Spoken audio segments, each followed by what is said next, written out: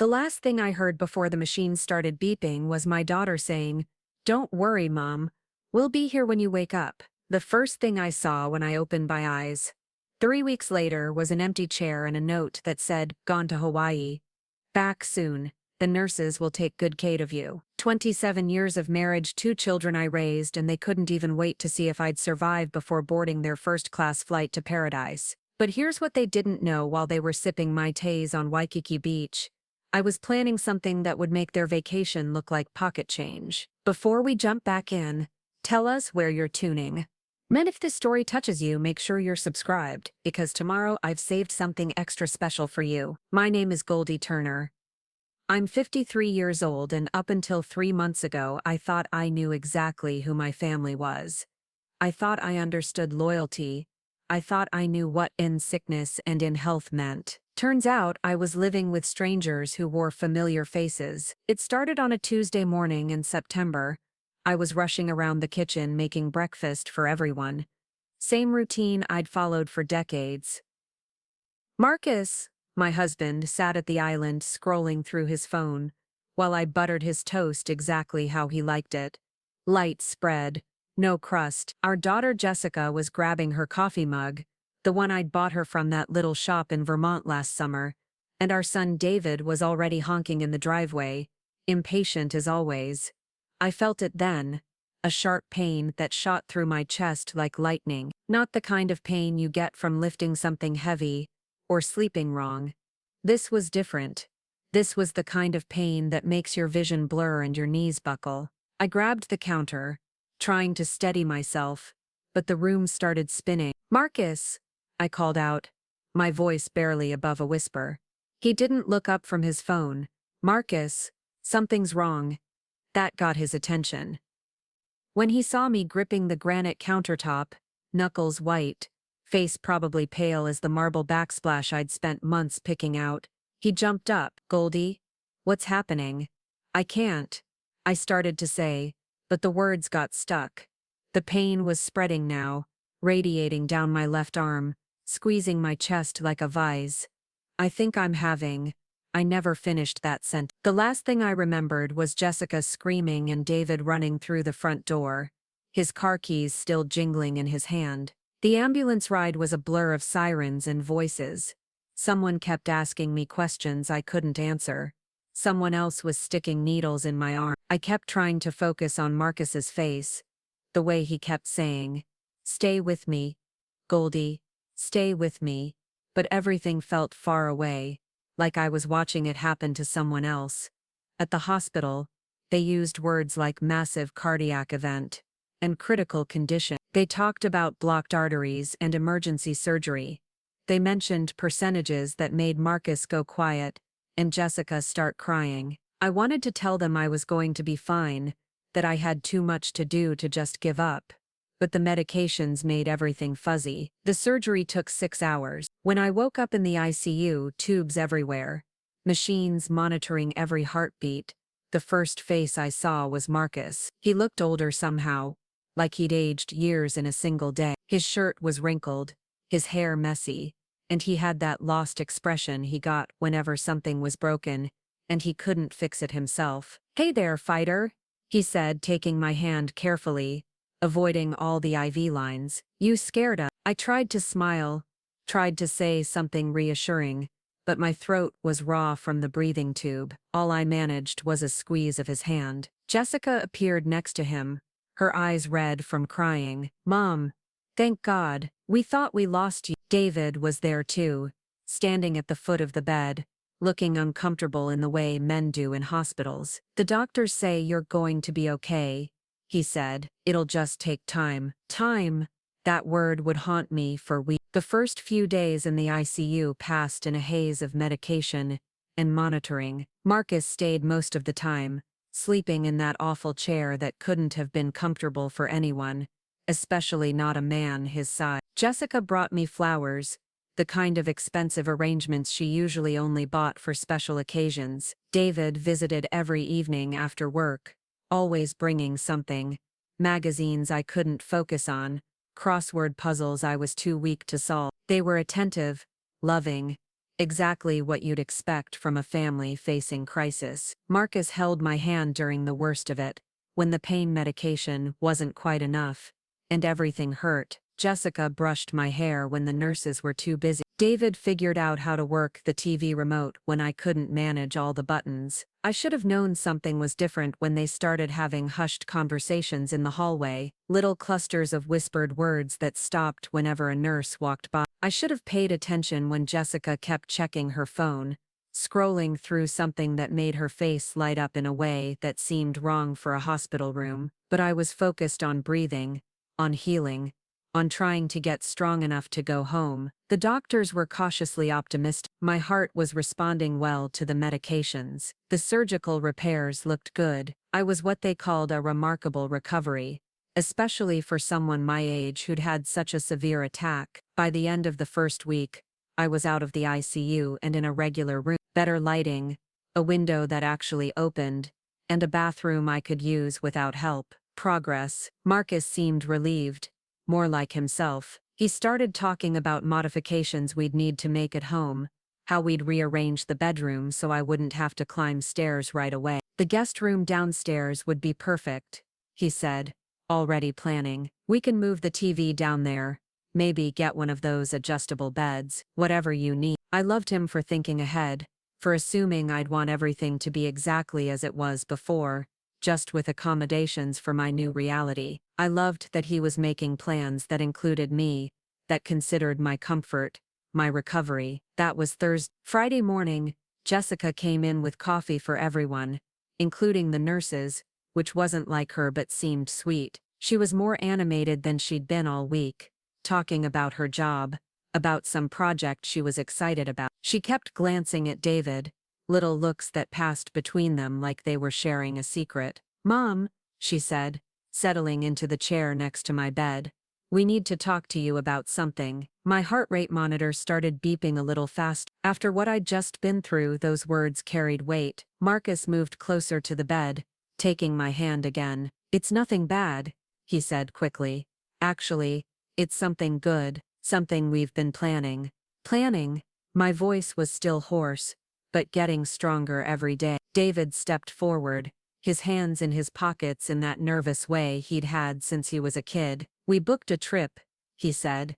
"All of us. Well, all of us except you, obviously, since you're still recovering." I blinked, trying to process what he was saying. "A trip? Hawaii," Jessica said, her voice brightening. "We've been talking about it for months.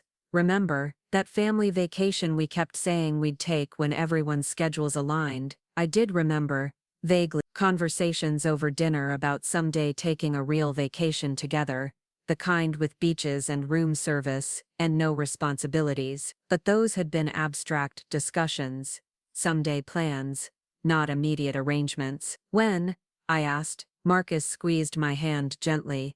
"Next week, just for a few days. You'll still be here, getting stronger, and the timing actually works out perfectly. You won't be ready to travel for months anyway, and the doctors say you're past the critical phase." I stared at the three of them, trying to understand what I was hearing. "You're going to Hawaii while I'm in the hospital. The doctors say you're doing great," David said quickly. "Better than expected. And the nurses are amazing. You'll be in good hands, better hands than ours. Honestly," Jessica added with a laugh that felt forced. "They actually know what they're doing." I looked at Marcus, waiting for him to say something different, to explain why this made sense. "Goldie, honey, you know we wouldn't go if there was any danger, but you're stable now, strong, and frankly, we all need a break after this scare. A break from me, from my heart attack, from the inconvenience of my near-death experience." "How long have you been planning this?" I asked, though I wasn't sure I wanted to know the answer. Jessica and David exchanged another look. "We booked it Tuesday," Jessica said, "after the doctors said you were going to be okay." Tuesday, the day after my surgery, while I was still unconscious, still fighting to survive, they were making vacation plans. "We thought it would be a good way to celebrate," Marcus, "to mark the fact that you pulled through, that we all made it through this together, by leaving me alone in a hospital room, while they celebrated my survival on a beach 2,000 miles away." I wanted to say something, to tell them how wrong this felt. Preparing and narrating this story took us a lot of time. So if you are enjoying it, subscribe to our channel. It means a lot to us. Now, back to the story. How abandoned it made me feel, but the words wouldn't come. Maybe it was the medication, or maybe it was shock, or maybe it was the dawning realization that the people I'd spent my life taking care of saw my recovery as their opportunity for a vacation. How long? I managed to ask.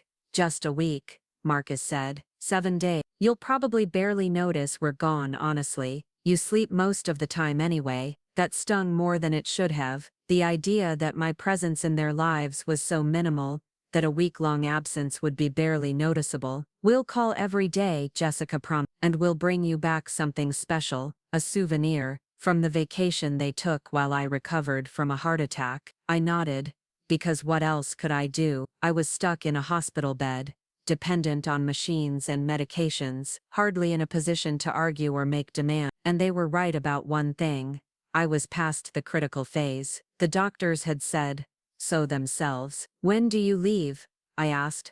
Sunday, David said. Early flight. 2 days. They were leaving in 2 days. The rest of Friday passed in a blur of trip preparations, disguised as hospital visits. Jessica brought me a new nightgown, something pretty for while they were gone, she said. Marcus made sure I had the good magazines, the ones from the gift shop downstairs that cost too much, but had actual articles instead of just celebrity gossip. David programmed the TV with all my favorite channels, showed me how to use the call button if I needed anything. They were being thoughtful, considerate, making sure I'd be comfortable in their absence. But underneath all that consideration was the unmistakable message that they were leaving, that my medical crisis had been successfully managed and filed away, and that their lives could resume their normal patterns. Saturday was work. They all seemed distracted, thinking about packing and flights and hotel reservations. Jessica kept showing me pictures on her phone of the resort where they'd be staying,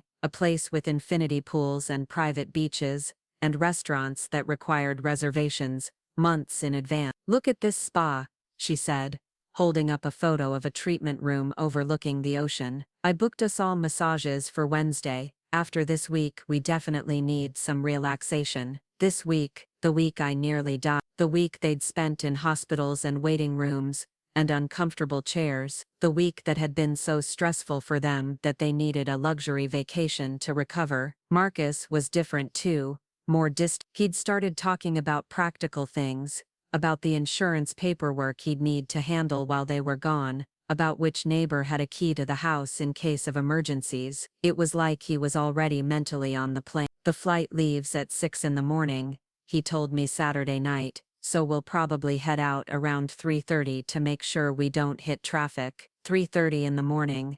They'd leave while I was sleeping, slip away before I woke up. Will you say goodbye? I asked. He looked surprised by the question. Of course, we'll stop by before we head to the airport, but I could see it in his eyes, the calculation he was making. How long would it take to get to the hospital, say goodbye, get back to the airport, check in, get through security? How much time could they afford to spend on me before their vacation officially began? Sunday morning came too early and too quiet. I'd been awake since 4, listening to the sounds of the hospital waking up around me. Shift changes, breakfast preparations, the constant background hum of machines and conversations, and life continuing regardless of how I felt about any of it. They showed up at 5:15, dressed for travel, looking like a family heading somewhere exciting. Marcus had a new polo shirt, the kind he saved for special occasions. Jessica wore a sundress I'd never seen before,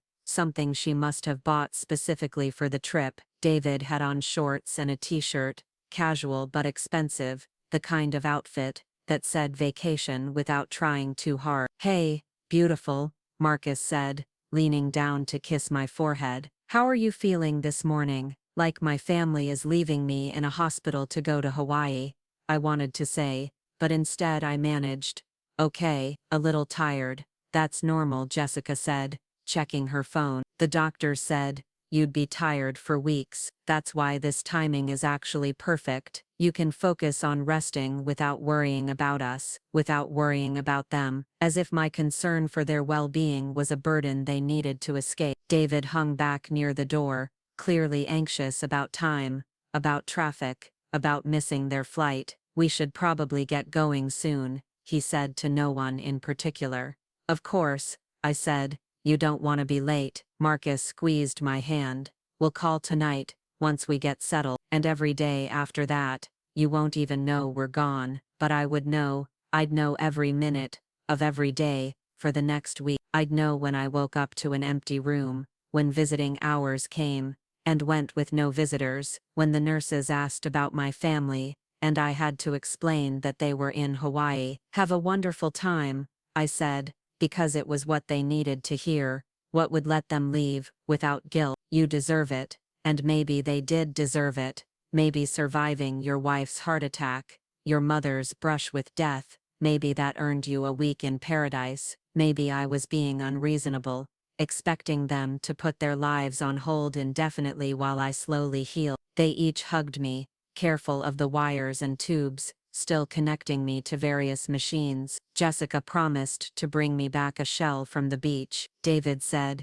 he'd take pictures of everything. Marcus kissed me one more time and told me he loved me. I love you too, I said, and meant it, even though love felt complicated in that moment, tangled up with disappointment and abandonment, and the growing realization that I might not know these people as well as I thought I did. And then they were gone, wheeling their matching luggage down the hospital corridor, their voices fading as they discussed parking and departure gates, and whether they'd packed enough sunscreen. I lay there for a long time after they left, staring at the ceiling, listening to the sounds of the hospital around me, other families visiting, other patients recovering, other lives continuing in ways that made sense to the people living them. A nurse came in, around 7, to check my vitals and bring me breakfast, the kind of bland hospital food that looked like it had been designed by committee to offend no one and satisfy no one. No family this morning?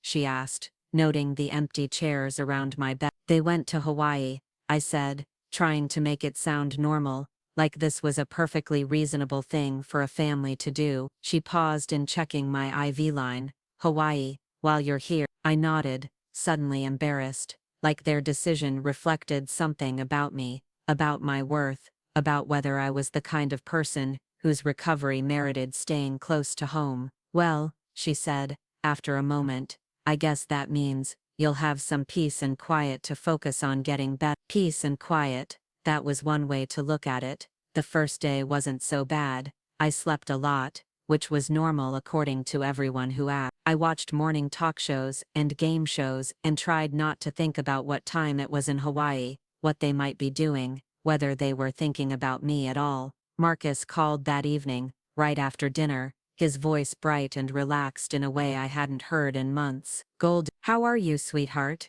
We made it safely. The flight was great. The hotel is incredible. I could hear music in the background, the kind of live acoustic guitar you find at resort bars. I could hear Jessica laughing at something someone said. I'm glad you made it safely, I said. How's the weather? Perfect. Absolutely perfect. 82 degrees, not a cloud in the sky. Jessica's already planning to spend the entire day at the beach tomorrow. I tried to picture it, my daughter in a bikini, reading a book under an umbrella while waves lapped at white sand. It should have made me happy, knowing she was relaxed and enjoying herself. Instead, it made me feel further away, more forgotten. How are you feeling? Marcus asked, almost as an afterthought. Better. I lied. The physical therapy starts tomorrow. That's great. See? I told you the timing would work out perfectly. You'll be doing your exercises, getting stronger, and we'll be back before you know it, before I knew it. As if time moved differently for people in hospital beds,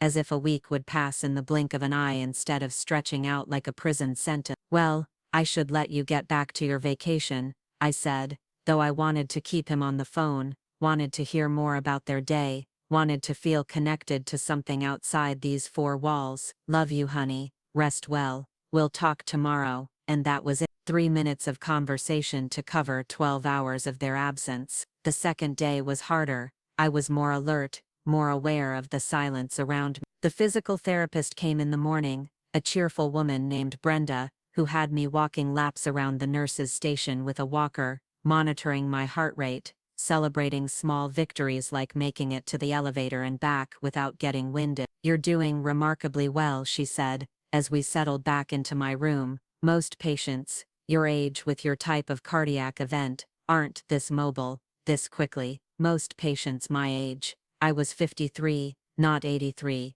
When had I become old enough to be categorized with patients my age? "Do you have family coming to visit today?" Brenda asked, making notes on her chart. "They're in Hawaii," I said, and immediately felt foolish for explaining. Brenda looked up from her notes. "Oh, well, that's nice for them. Are you from Hawaii originally?" "No, they went on vacation." "While I'm here." The silence that followed was the kind that speaks volumes. Brenda finished her notes and packed up her equipment with the careful efficiency of someone who'd learned not to comment on family dynamics. "I'll see you tomorrow, Mrs. Turner. Keep walking when you can." Movement is medicine, movement is medicine. But what was the medicine for loneliness? For the growing realization that the people you'd built your life around saw your medical crisis as an inconvenience to be managed rather than a trauma to be weathered together. The afternoon stretched endlessly. I tried reading, but couldn't concentrate. I tried watching TV, but every commercial seemed to be for vacations or family togetherness, or things that reminded me of what I didn't have in that moment. I tried sleeping, but I wasn't tired, just restless and increasingly aware of how quiet the room was, how empty. Other patients had visitors. I could hear them in the hallway, families gathered around bedsides, conversations and laughter and the comfortable noise of people who cared about each other. I felt like I was watching life through a window, seeing something I recognized but couldn't quite read. Marcus called again that evening. Later this time, I could tell he'd been drinking, his words just slightly looser, his laugh a little too loud for the phone. "Goldie, we had the most amazing day. We did this snorkeling thing, saw these incredible fish, and then we had lunch right on the beach. Jessica got a little too much sun, but she looks great, happy." I wanted to ask if he was happy too, if this vacation was everything he'd hoped it would be. I wanted to ask if he missed me, if he thought about me while they were exploring coral reefs and eating fresh fish and living the life we'd always talked about having together someday. "That sounds wonderful," I said instead. "How was your physical therapy?" "Good." I walked to the elevator. "That's great, honey. Really great progress." There was a pause, filled with the sound of whatever tropical paradise they were calling home for the week. "Marcus?" I said. "Yeah? Do you wish I was there with you?" Another pause, longer this time. "Of course I do, Goldie. You know that." I thought about the last 27 years of my marriage, the last 25 years of motherhood, and tried to identify moments when I'd clearly articulated what I needed, instead of just adapting to what was convenient for everyone else. The list was surprisingly short. That evening, Marcus called again, but this time I let it go to voicemail. I wasn't ready to hear about their adventures, wasn't ready to pretend I was happy for them. I needed space to think, to figure out what I was feeling, and why it mattered. The voicemail was cheerful, slightly slurred. They'd had dinner at some famous restaurant, tried some local specialties, taken a sunset cruise. Jessica had bought me a necklace. David had learned to surf. They were having the time of their lives. "Hope you're resting well, honey. Love you. We'll try calling again tomorrow." Try calling, as if reaching out to their wife and mother in the hospital was just one item on a list of vacation activities, something they'd attempt if they found time between massages and snorkeling excursions. I didn't return the call. The fourth day brought a visitor I hadn't expected. My sister Claire, who lived 3 hours away and hadn't spoken to me in months, walked into my room, carrying flowers and wearing the worried expression of someone who'd just learned terrible news. "Goldie, oh my God, what happened? I got your message, but I was in Seattle for work and I just got back, and I came as soon as I could." I stared at her, confused. "What message?" "The message you left Tuesday night. About the heart attack. About being in the hospital. I was in meetings all day Wednesday and Thursday, and I didn't check my personal voicemail until last night." Tuesday night. I hadn't called Claire Tuesday night. I'd been unconscious Tuesday night. I didn't call you, I said slowly. Claire looked confused. But someone did. It was your voice. Definitely your voice. You said you'd had a heart attack and you were in the hospital, and you wanted me to know. My voice. Someone had called Claire using my voice. What exactly did the message say? Claire sat down, still holding the flowers. It said, Claire, it's Goldie and I'm in the hospital. I had a heart attack and I wanted you to know. I'm going to be okay, but I wanted my sister here. That was it. My sister here. I stared at Claire, trying to process what she was telling me. Someone had called her, using my voice somehow, asking for her to come, but I hadn't made that call. Claire, I said carefully, where do you think that message came from? She shrugged. I assumed you called Tuesday night. Maybe when you were sedated or confused from the medication. People do that sometimes. Call family members and don't remember doing it. But I knew I hadn't called her, which meant someone else had. Someone who had access to my voice, who knew Claire's number, who thought I needed my sister there, even if I didn't know it myself. The realization hit me slowly, like pieces of a puzzle clicking into place. The only people who had access to my phone were Marcus, Jessica, and David. The only people who would know Claire's number, who would think to call her, who would understand that I might need family support during my recovery. One of them had called Claire, using my voice somehow, asking her to come. But why? And why hadn't they told me? Claire, I said, what day is it? Thursday. Thursday afternoon. I drove straight here from Seattle. Thursday. They'd been gone for 4 days. They'd left on Sunday, and someone had called Claire on Tuesday, the day after they'd left for Hawaii. Have you talked to Marcus, or the kids? Claire shook her head. I came straight here. Why? I looked at my sister, really looked at her, maybe for the first time in years. We'd grown apart after our parents died, not from any specific disagreement, but from the gradual drift that happens when people get busy with their own lives. She'd never married, never had children, built a successful career in marketing that kept her traveling most of the time. But she'd dropped everything to drive 3 hours to see me in the hospital, based on a message she thought I'd left asking for her. They're in Hawaii, I said.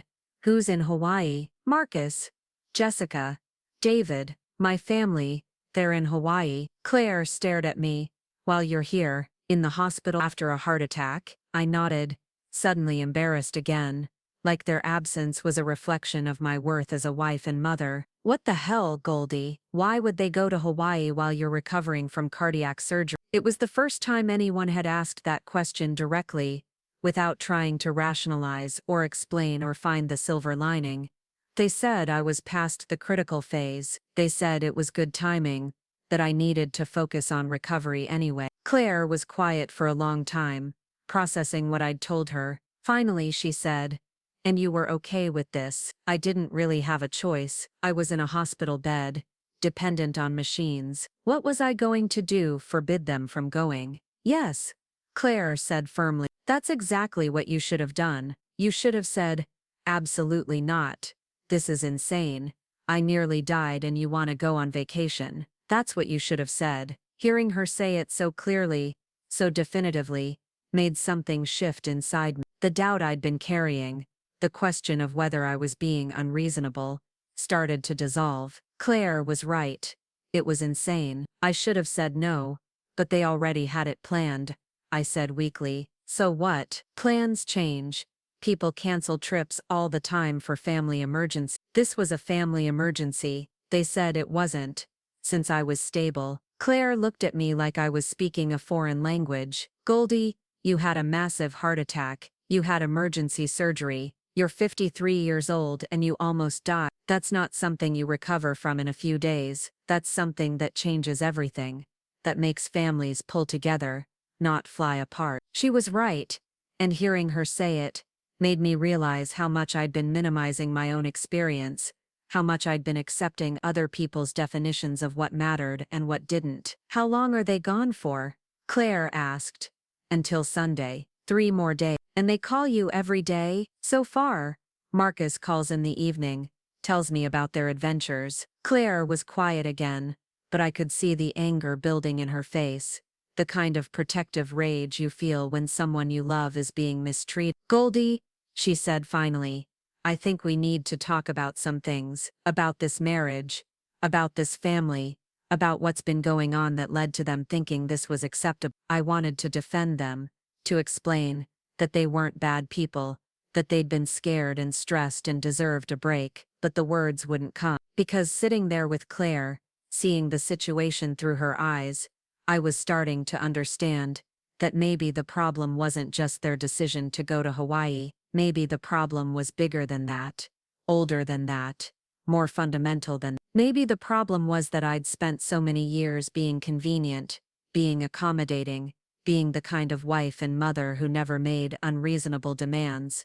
that they'd forgotten I was a person with feelings and needs and the right to expect basic consideration. Maybe the problem was that I'd forgotten too. That night, I didn't answer when Marcus called. I let it go to voicemail again, and this time I didn't even listen to the message. Instead, I sat with Claire, talking about things we hadn't discussed in years, about our childhood, about the different paths our lives had taken, about the choices we'd made and the prices we'd paid for them. You know what I remember about you? Claire said as we shared the chocolate pudding she'd bought from the cafeteria. You were the one who always made peace. When Mom and Dad fought, you'd find a way to smooth things over. When I was being a brat, you'd figure out how to make everyone happy. You were the accommodator, the one who bent so everyone else could stay rigid. That sounds terrible when you put it like that. It's not terrible, it's just limiting. There's a difference between being kind and being a doormat, between being loving and being invisible. That word hit me hard, because it was exactly how I'd felt watching them prepare for Hawaii, how I'd felt during their phone calls, how I'd felt lying in this hospital bed for the past 4 days. I don't want to be invisible anymore, I said, and it was the first completely true thing I'd said since waking up from surgery. Then don't be, Claire said simply. You have more power than you think you do. You just have to decide to use it. That night, after Claire left, I lay awake thinking about power, about choices, about the difference between being a victim and being someone who refuses to accept unacceptable treatment. I thought about the message Claire had received, the voice message that had brought her here when I needed family support most. I picked up my phone and scrolled through the call log, looking for Tuesday's calls. There it was, clear as daylight. A call to Claire's number at 11:47 p.m. Tuesday night, lasting 3 minutes and 12 seconds. But I'd been unconscious Tuesday night, heavily sedated, connected to machines that would have alerted the nurses if I'd so much as moved wrong. Someone else had made that call, someone who'd used technology I didn't understand, to replicate my voice, to reach out to my sister when they knew I'd need support. Someone who'd understood, even when I didn't, that being left alone in a hospital while your family vacationed was wrong. The question was who, and more importantly, why hadn't they told me? I scrolled through more of the call log, looking for patterns, for clues about what else might have happened while I was recovering. There were the expected calls, incoming ones, from Marcus and the kids, a few from my work colleagues who'd heard about the heart attack, but there were other calls too, outgoing ones I definitely hadn't made. One to my insurance company on Wednesday morning, discussing coverage for extended care. One to my boss on Wednesday afternoon, explaining that I'd need more time off than originally anticipated. One to our family lawyer on Thursday morning, a conversation that had lasted nearly 40 minutes. Someone had been managing my life, making necessary calls, handling logistics I wouldn't have thought of in my medicated state. Someone had been protecting my interests while I focused on healing. But who? The answer came Friday morning, when Dr. Cattell arrived for his daily rounds, with a surprise companion, a young woman in her early 30s, professionally dressed, carrying a tablet, and wearing the kind of confident expression that belonged to someone comfortable with technology. Mrs. Turner, Cattell said, I'd like you to meet Rebecca Chen. She's been coordinating some aspects of your care that you might not be aware of. Rebecca stepped forward with a warm smile. Hello, Mrs. Turner. I'm sorry for the mystery, but I wanted to wait until you were strong enough for this conversation. I stared at her, trying to place her face, her voice, any connection to my life that would explain her presence. I'm sorry, do we know each other? Not directly. No, I'm a patient advocate, and I specialize in situations where families are either unable or unwilling to provide adequate support during medical crises. Unable or unwilling. The words hung in the air like an indictment. I don't understand, I said. Who hired you? Rebecca glanced at Dr. Patel, who nodded encouragingly. That's where it gets interesting. You did. I definitely didn't hire anyone. I was unconscious for days. You're right.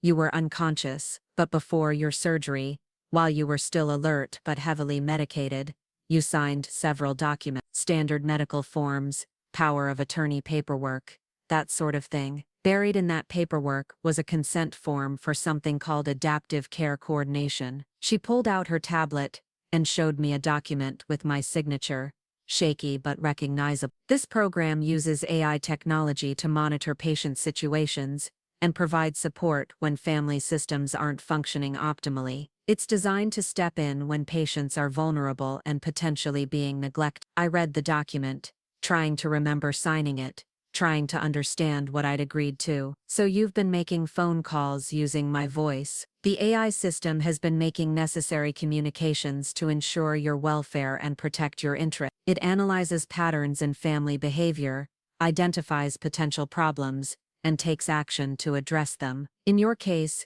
it detected that your family had abandoned you during a medical crisis and began implementing protective measures. Abandon. There it was, the word I'd been afraid to use, spoken by a stranger who'd been watching my situation objectively. What kind of protective measures? Rebecca sat down, settling in for what was clearly going to be a longer conversation. Initially, basic support coordination, calling your sister to ensure you had family advocacy, contacting your insurance company to maximize your benefits, communicating with your employer to protect your job security, standard things that family members usually handle but that were being neglected in your case. What else? Financial protection measures. The system detected that significant family assets were being spent on luxury travel, while you faced potential medical bankruptcy. It began implementing strategies to secure your financial position. My heart rate monitor started beeping fast. What kind of strategies? Dr. Patel stepped forward. Mrs. Turner, your vitals are elevating. Perhaps we should continue this conversation when you've had time to process. No, I said firmly. I want to know what's been done in my name. Rebecca consulted her tablet. The AI system has been very busy. It filed paperwork to freeze joint accounts pending medical necessity review. It initiated an inquiry into whether luxury travel expenses during a spouse's medical crisis constitutes financial abandonment under state law. It also began documenting the pattern of neglect for potential legal proceedings. I stared at her, trying to process what she was telling me. While I'd been lying in this bed feeling sorry for myself, artificial intelligence had been waging war on my behalf. Are you telling me that my family's accounts have been frozen? The accounts that are solely in your husband's name remain accessible. The joint accounts, however, have been temporarily restricted, pending review of expenditures during your medical crisis. It's a standard protective measure to prevent financial abuse of incapacitated patients. Financial abuse. I'd never thought of it that way, but spending thousands on a Hawaiian vacation while your wife recovered from near-fatal surgery could certainly be seen in that light. When did this happen? The freeze went into effect yesterday morning, Hawaiian time, about the time your family would have been checking out of their hotel for their last few days at the resort. Yesterday morning, they'd been in Hawaii for 5 days, spending freely, living lavishly, and then suddenly their access to money had been cut off. I tried to imagine Marcus's face when his credit card was declined, when he tried to pay for dinner or spa treatments or whatever expensive activities they'd planned for their final days. Have they tried to contact me about this? Rebecca shook her head. The system has been monitoring your communications. No calls, no texts, no attempts to reach you since the accounts were frozen. So they knew something was wrong, knew their vacation funding had disappeared, but they hadn't thought to call the wife whose medical crisis they'd abandoned to check if she was okay, if she needed anything, if she might be behind the financial disruption they were experiencing. That told me everything I needed to know about their priorities. What happens next? I asked, That depends on you, Rebecca said. The AI system can only take protective actions. It can't make decisions about your relationships, your marriage, your future. Those choices are yours to make. But it can provide options. Absolutely. It's already compiled a comprehensive analysis of your financial situation, your legal rights, and your available resources. When you're ready, we can review everything and discuss your alternatives. Dr. Patel cleared his throat. Miss Turner, I have to ask, how are you feeling about all of this information? I considered the question carefully. How was I feeling? Shocked, certainly, overwhelmed by the scope of what had been done in my name. But underneath the shock was something else, something I hadn't felt in a very long time. Relief. For the first time since waking up in this hospital, I didn't feel powerless. I didn't feel forgotten or abandoned or invisible. Someone, even if it was an artificial intelligence system, had been looking out for me, protecting my interests, ensuring that I wasn't taken advantage of while I was vulnerable. I feel like someone finally has my back, I said honestly. Rebecca smiled. That's exactly what the system is designed to do, to be your advocate when you can't advocate for yourself. Can I see the analysis, the financial information? Of course, but Mrs. Turner, I should warn you, some of what you're going to learn might be difficult to process. The system has uncovered patterns of financial behavior that suggest this abandonment might not be an isolated incident. Patterns of financial behavior. I thought about all the times Marcus had made major purchases without consulting me, all the family decisions that had been presented to me as foregone conclusions rather than discussion, all the ways I'd been gradually excluded from financial planning, while being expected to contribute my income to joint goals. Show me everything, I said. Rebecca opened her tablet and began pulling up documents, charts, analyses that painted a picture of my marriage I'd never seen before. 27 years of financial decisions, viewed through the lens of someone whose job it was to protect vulnerable people from being exploited by their families. The first chart showed our spending patterns over the past 5 years. Color-coded categories revealed where our money had gone, whose priorities had been funded, whose dreams had been subsidized. Marcus's golf club memberships, his expensive hobbies, his tech gadgets and workshop tools, Jessica's graduate school tuition, her apartment deposits, her car payments that we'd somehow inherited, David's business startup costs, his equipment purchases, his travel expenses for networking events, and then there was my column, minimal, almost invisible, groceries, utilities, household necessities, the background expenses that kept everything running while everyone else's desires were funded and fulfilled. This can't be right, I said, staring at the numbers. I make good money. I've been working full-time for 25 years. You do make good money, Rebecca agreed, but according to the financial records, most of your income has been redirected to what the analysis calls family investment priority. Your personal discretionary spending has remained essentially flat for over a decade, while everyone else's has increased substantially. Family investment priority. It was a clinical way of saying that my money had been used to fund everyone else's life, while my own needs were deemed non-essential. What about savings, retirement accounts? Rebecca pulled up another chart, this one showing account balances over time. Your individual retirement account has grown steadily, which is good, but the joint savings accounts tell a different story. I watched the lines on the graph,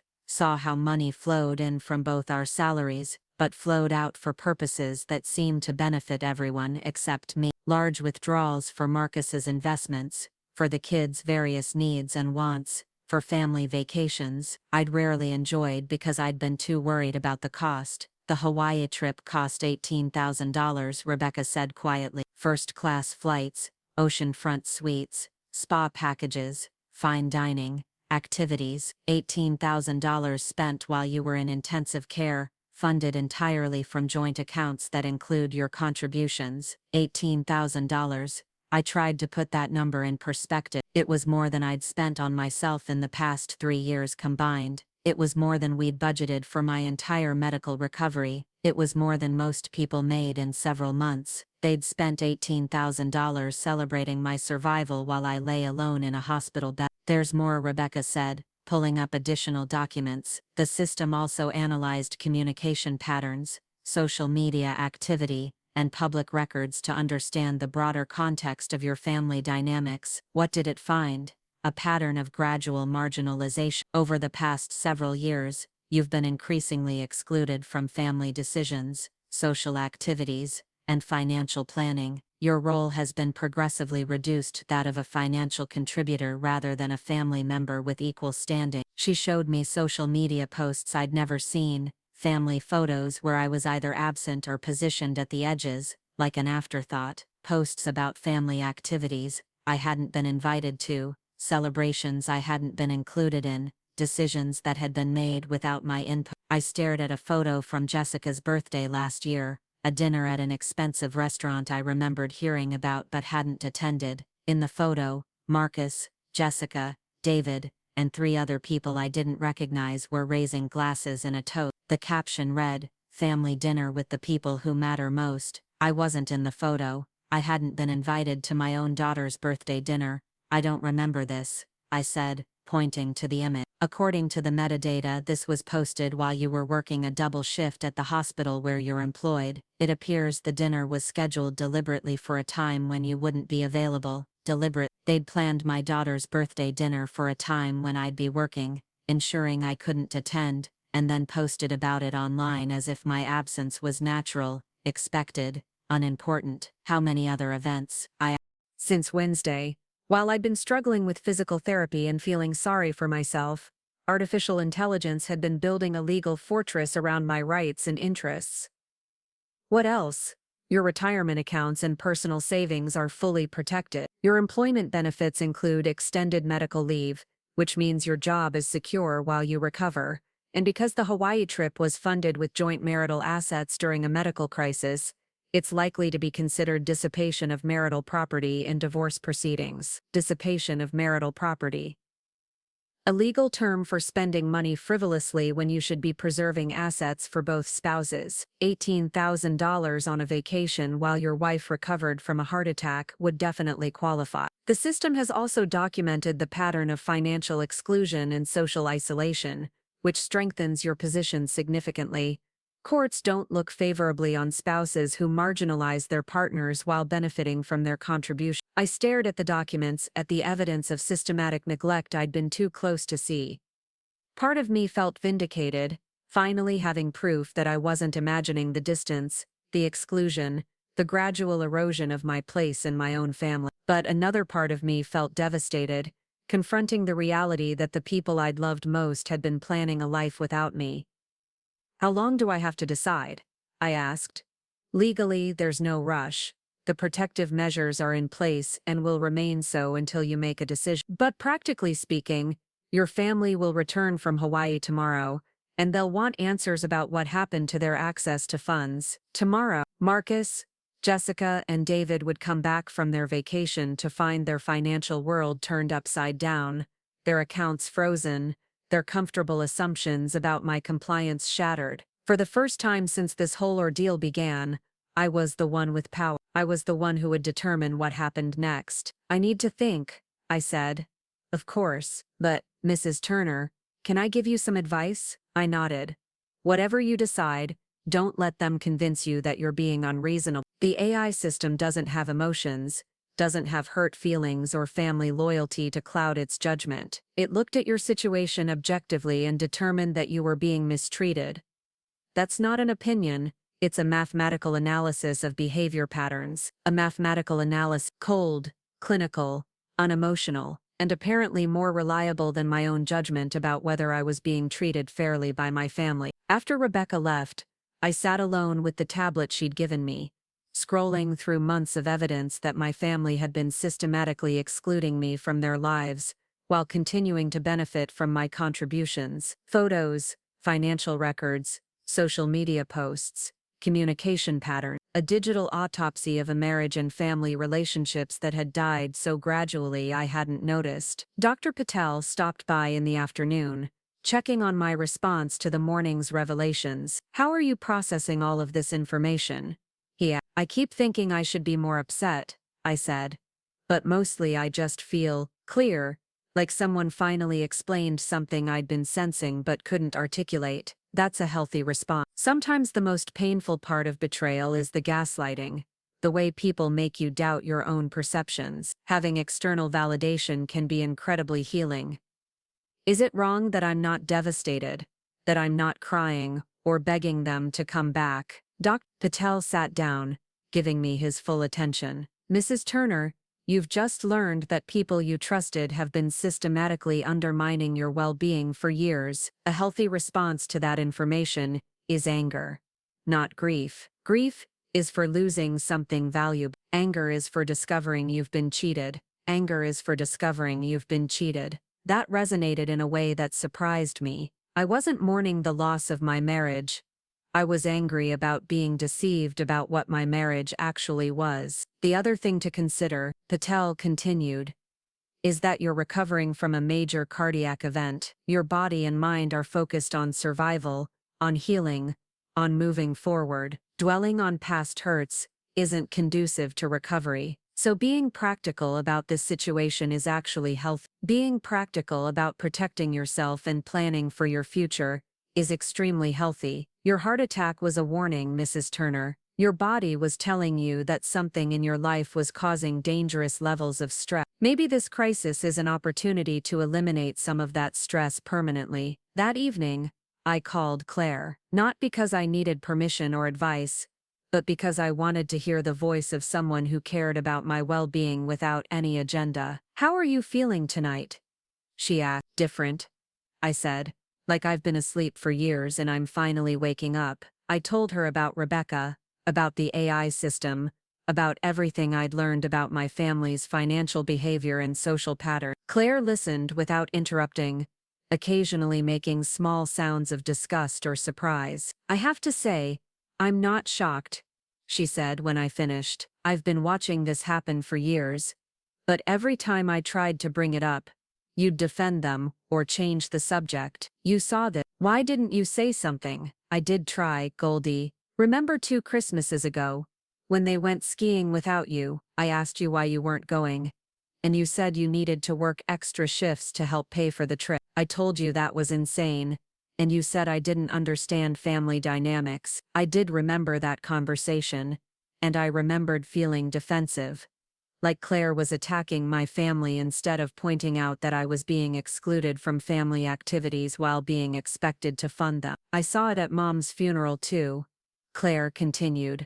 The way they positioned themselves during the service, the way they talked about family memories that somehow never included you. I thought it was grief, but looking back, I think it was just their normal pattern. Our mother's funeral, I'd been so focused on making sure everything went smoothly, on managing the logistics and the emotions, that I hadn't noticed I'd been treated like an employee rather than a daughter and sister. Why do you think I couldn't see it? I asked. Because you're living inside a system of dysfunction. It becomes normal. You adapt to smaller and smaller spaces, fewer and fewer rights, less and less consideration. It happens so gradually that you don't realize how far you've been pushed to the margins. Smaller and smaller spaces. That was exactly what had happened. Over the years, my role in my own family had been reduced to provider and facilitator, while my voice, my preferences, my needs, had become increasingly irrelevant. What do you think I should do? What do you want to do? I considered the question. For the first time in years, maybe decades, I was being asked what I wanted, rather than what would be most convenient for everyone else. I want to protect myself, I said. I want to make sure this never happens again. I want to build a life where I matter, where my needs count, where I'm not just useful but valued. Then do that. You have the tools now. You have the information. You have the legal protection. Use them. Even if it means losing my family. Claire was quiet for a moment. Goldie, based on what you've told me, you lost your family years ago. You just didn't know it yet. That night, I made my decision, not out of anger or hurt feelings, but out of a clear understanding of what I needed to do to protect my future. I called the number Rebecca had given me for my attorney. Sarah Martinez answered on the second ring, her voice crisp and professional even at 8 o'clock in the evening. Mrs. Turner, I've been expecting your call. How are you feeling? Ready to move forward? I said. What do I need to know? The protective measures are solid, your assets are secure, the documentation is comprehensive, and your position is strong. The question is how you want to proceed. I want a divorce, I want it to be fair, but fine, and I want to make sure they understand that abandoning me in the hospital was the last mistake they'll make at my expense. Understood. I'll file the paperwork first thing Monday morning. By the time your family returns from Hawaii, the legal process will already be in motion. What about the kids? Jessica and David, Sarah paused. That's trickier. They're adults, so there's no custody issue, but there's also no legal obligation for them to maintain a relationship with you. The financial separation will affect them, since they've been benefiting from the joint resources, but ultimately, whether they choose to repair their relationships with you will be up to them. And if they don't, then you'll know where you stand, and you can plan accordingly. I hung up feeling lighter than I had in weeks. Tomorrow, Marcus would return from Hawaii, expecting to find the same accommodating wife he'd left behind. Instead, he'd find someone who had learned to value herself appropriately and protect her interests accordingly. I spent Saturday preparing, both physically and emotionally. The physical therapy was going well. I could walk longer distances, climb stairs without getting winded, function independently. Dr. Patel was pleased with my progress and talked about discharge early the following week. Emotionally, I felt like a different person than the woman who'd woken up in the ICU 10 days ago. That woman had been grateful for any attention, accepting of any explanation, willing to minimize her own needs to avoid conflict. This woman understood her worth and was prepared to insist that others recognize it too. Rebecca stopped by in the afternoon with final documents and instructions. Everything is in place, she said. Your financial position is secure, your legal representation is excellent, and you have comprehensive documentation of the pattern of neglect. Whatever happens next, you're protected. What about the AI system? Does it just disappear now that I'm conscious and capable of managing my own affairs? The system transitions to an advisory role. It will continue monitoring your situation and alert you to any attempts at financial manipulation or emotional abuse, but the decision-making authority returns to you. That's reassuring. Mrs. Turner, can I ask you something personal? I nodded. Do you regret anything about how this has played out? I thought about that question carefully. Did I regret learning the truth about my family? Did I regret having my assets protected? Did I regret discovering that I'd been living a lie for years? I regret that it took a heart attack and an artificial intelligence system to make me realize I deserved better treatment, I said. But I don't regret anything that's happened since then. Rebecca smiled. That's exactly the right answer. Sunday evening came with a text from Marcus. Landing in 2 hours. Can't wait to see you. Hope you're feeling stronger. Can't wait to see you. After a week in paradise, he was ready to resume his normal life, which apparently included me as a supporting character, rather than a central figure. I texted back, I'll be here, and I would be, but not in the way he expected. Marcus arrived at the hospital at 9:30 Sunday night, looking like exactly what he was, a man who'd just returned from an expensive vacation. His skin had that bronze glow that only comes from days of tropical sun, his hair was lighter, and he wore clothes I'd never seen before, the kind of casual linen shirt that screamed resort shopping. He walked into my room carrying a gift bag and wearing the smile of someone who expected to be welcomed back like a returning hero. Goldie, sweetheart, you look amazing, he said, leaning down to kiss my forehead. The nurses said you've been making incredible progress. I studied his face, looking for any sign of stress, any indication that he'd discovered the financial freeze, any awareness that his world had shifted while he'd been sipping cocktails on Waikiki Beach. There was none. Either he hadn't tried to access the joint accounts since Friday,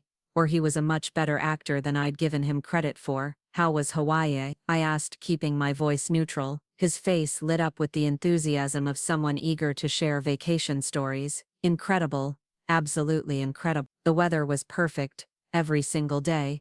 The hotel was everything the reviews promised, and the kids had such a great time. Jessica learned to paddleboard, and David actually managed to surf a little. He pulled out his phone, already scrolling to show me photos. Look at this sunset from Friday night. We had dinner right on the beach, this amazing seafood place that required reservations months in advance. I looked at the photos he showed me, Image after image of my family living their best life while I recovered from surgery. Marcus grinning over a plate of expensive-looking fish, Jessica raising a Mai Tai in a toast, David standing on a surfboard, arms raised in victory. They looked happy, relaxed, completely unburdened by any concern for the wife and mother they'd left behind. "It looks like you had a wonderful time," I said. "We did, but we missed you. The whole time we kept talking about how we'll have to come back together when you're feeling better. Maybe next year, when you're fully recovered. Next year, when I was useful again,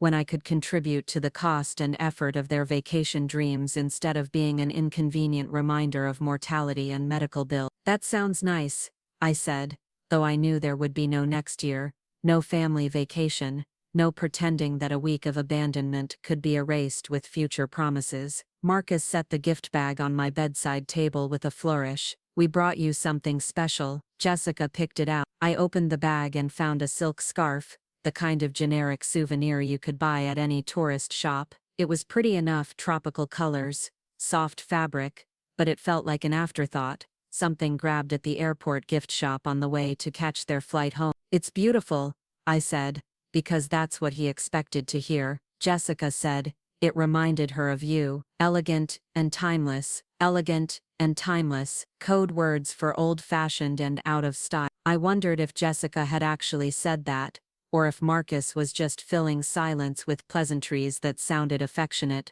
but carried subtle digs. "How are you feeling?" he asked, settling into the chair he'd occupied before they left. "The nurses said, you've been walking more, getting stronger every day." "Much better. Dr. Patel thinks I can go home by Wednesday." "That's fantastic news. I've been thinking about how to set up the downstairs guest room for you, maybe get one of those adjustable beds, make sure you have everything you need while you're recovering." The downstairs guest room, not our bedroom, not the space we'd shared for 27 years. The guest room, where I could be contained and managed without disrupting the normal flow of household life. "Actually, Marcus, I need to talk to you about some things that happened while you were gone." Something in my tone must have caught his attention because his vacation relaxation faltered slightly. "What kind of things?" "Well, first my sister Claire came to visit. Someone called her Tuesday night to let her know about my heart attack." Marcus looked confused. "That's not— I'm glad you had family here." "Who called her?" "That's what I'm trying to figure out." "She got a voicemail message. Apparently from me, but I was unconscious Tuesday night, heavily sedated." "Huh, that's weird. Maybe you called earlier and she just got the message late." "No, Marcus, the call was logged on my phone at 11:47 Tuesday night, 3 hours after you left for the airport." I watched his face as he processed this information, saw the moment he realized that someone else had been managing my affairs, making decisions, taking actions he didn't know about. Maybe the hospital staff, sometimes they make calls on behalf of patients. Maybe, but there were other calls too, to my insurance company, to my employer, to a lawyer. That last word hit him like a physical blow. His face went pale under his vacation tan, and his hands gripped the arms of the chair. "A lawyer? Goldie, what's going on?" "I was hoping you could tell me. See, while you were in Hawaii, some interesting things happened with our bank accounts." The color drained completely from his face now. "What do you mean?" "I mean, they've been frozen. All the joint accounts, frozen pending review of expenditures made during my medical crisis." Marcus sat back like I'd slapped him. "Frozen? By who?" "By the court system, Mark. Apparently, spending $18,000 on a vacation while your spouse recovers from a heart attack can be considered financial abandonment." $18,000? His voice cracked. "It wasn't 18,000. First-class flights for 3 people to Hawaii, ocean view suites, at a 5-star resort, spa treatments, fine dining, activities, shopping." "Yes, Marcus, it was $18,000. $18,000 of our money spent celebrating my survival while I lay alone in a hospital bed." He opened his mouth to argue, then closed it, apparently doing the math in his head and realizing I was right. "Goldie, you have to understand. We thought you were okay. The doctors said you were stable, that you were past the crisis. We thought it would be good for the kids, help them decompress after such a scary week." "Decompress from what?" from the stress of almost losing me, by leaving me.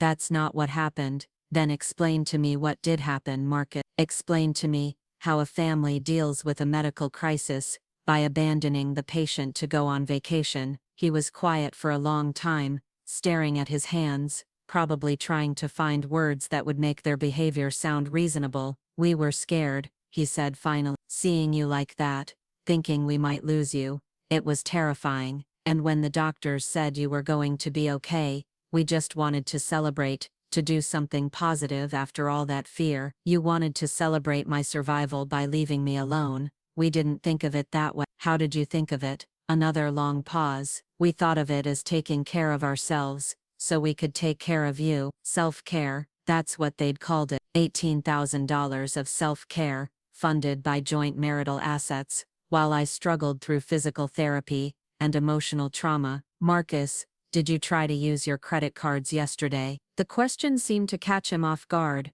What do you mean? I mean, did you try to make any purchases yesterday? Pay for meals, activities, anything? His face flushed. There were some issues with the cards. We thought it was just a security hold because of the international charges. It happens sometimes when you travel. It wasn't a security hold. Then what was it? It was the court-ordered freeze on joint assets, every account with both our names, every credit card linked to joint checking, every line of credit secured by marital property, all frozen as of Friday morning. Marcus stared at me like I was speaking a foreign language. You did this, you froze our accounts. I didn't do anything, Marcus. I was in a hospital bed, focused on learning to walk upstairs without chest pain, but apparently, someone who was looking out for my interest decided that preventing further financial damage was necessary. Financial damage, Goldie, it was a vacation, not an investment scam.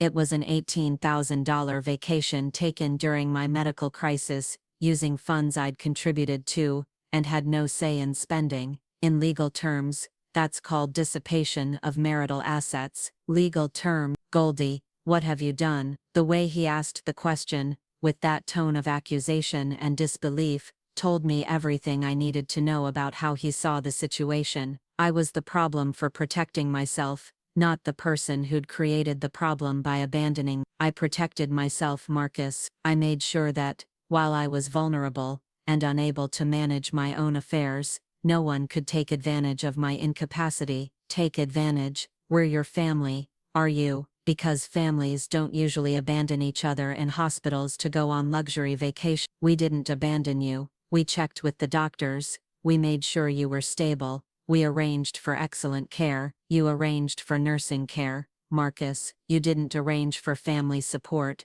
for emotional comfort, for someone to hold my hand during the scary part. You arranged for strangers to do the job you were supposed to do. That's not fair. What's not fair is spending nearly $20,000 on a vacation, while your wife lies alone in a cardiac care unit, wondering if her family will ever come back. Marcus stood up, pacing to the window, clearly agitated. So what happens now? Do we just lose all our money? Do we have to live under some kind of court supervision?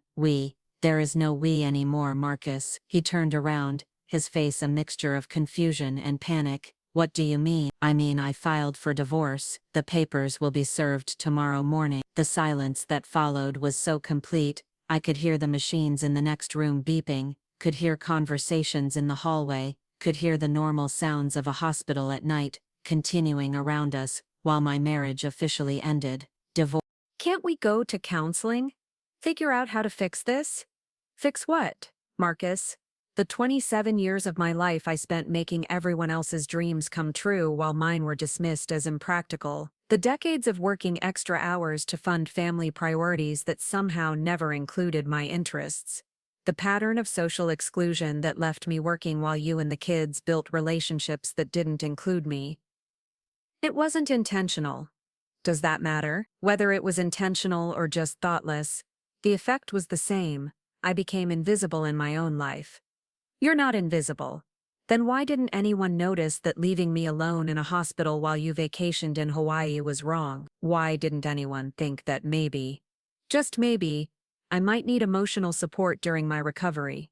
Why didn't anyone consider that I might have feelings about being abandoned during the worst crisis of my life? Marcus was quiet again, probably realizing that any answer he gave would only confirm what I was saying. "What do you want?" he asked finally. "I want a fair division of assets and a clean break. I want to start over with people who value me appropriately. I want to build a life where I matter. And the kids can make their own decisions about whether they want a relationship with me, but it will be on new terms. I'm not going to be anyone's convenient ATM anymore. Goldie, please, don't throw away our whole family over one mistake." It wasn't one mistake, Marcus. It was a pattern of mistakes, a system of neglect, a gradual erosion of respect that turned me into a stranger in my own life. Hawaii was just the moment I finally saw it clearly. He sat there for a long time, staring at the floor, occasionally shaking his head, like he could make this conversation disappear. Finally, he looked up at me with something that might have been genuine sadness. "I never meant for you to feel abandoned. But I did feel abandoned. And instead of staying to help me work through that feeling, you left me alone for a week to process it by myself. I thought you were okay." "I was never okay with it, Marcus. I just didn't have enough fight left to argue with three people who'd already made up their minds that my feelings didn't matter." "Your feelings do matter, do they? Because your actions suggest otherwise. You spent $18,000 of our money on a vacation I couldn't attend, didn't want you to take, and had no say in planning. You posted pictures on social media showing how much fun you were having without me. You called me once a day for 3 minutes to share vacation highlights while I struggled through physical therapy alone. We called every day. You called to ease your own guilt, not to provide me with support. There's a difference." Marcus stood up again, this time heading toward the door. "I need time to think about this. Take all the time you need, but the legal process is already in motion. The protective orders are in place and the financial separation is happening whether you think about it or not." "What about our house? What about it? Do I have to move out?" I considered the question.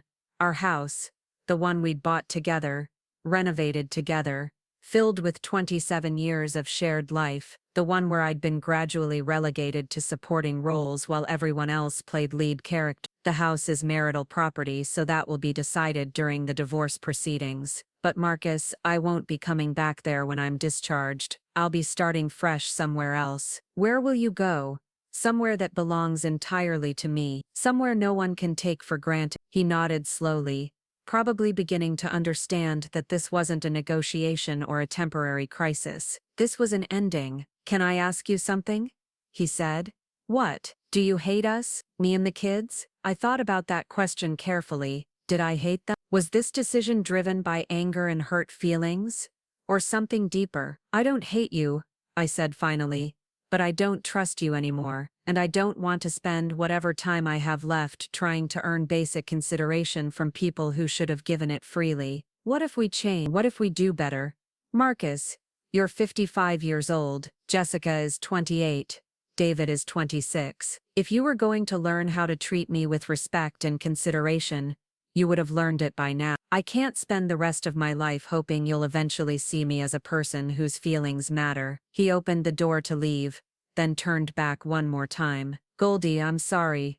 I'm really truly sorry. I know that doesn't fix anything, but I want you to know." "I believe you're sorry," I said, "but being sorry doesn't undo the damage, and more importantly, being sorry doesn't guarantee it won't happen again." After he left, I sat in the quiet of my hospital room, feeling surprisingly calm. No tears, no regret, no second guessing. Just a sense of clarity I hadn't experienced in years. My phone buzzed with a text message. "Jessica, Dad told us what happened. Can we come see you tomorrow?" I stared at the message, wondering what Marcus had told them, how he'd framed the situation. Had he explained the financial freeze, the divorce filing, the systematic analysis of their neglect, or had he painted me as an unreasonable woman having some kind of medical crisis breakdown? I typed back, "Of course, visiting hours start at 10. Whatever they wanted to say, whatever justifications or arguments or emotional appeals they'd prepared, I was ready to hear them, but I was also ready to stand firm in my decision to protect myself and demand better treatment." They arrived together the next morning,